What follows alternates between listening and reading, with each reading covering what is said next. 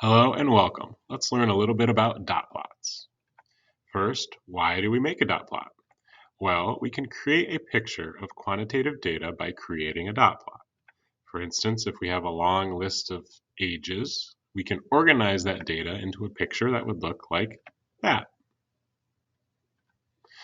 Let's look at an example. Here we have a table that shows us the top 10 most popular movies, and we're going to make a dot plot of the scores all the way on the right-hand side. The data is actually already in order for us because the table is in order of most popular movie to least popular.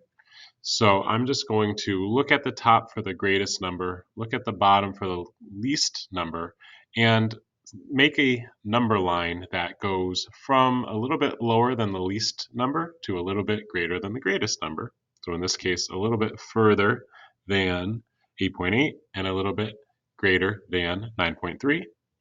And then I'm going to start at 8.8, our lowest score, and I'm going to put a dot over that score. I go up higher on the table to 8.9, and I'm going to put a dot above that score.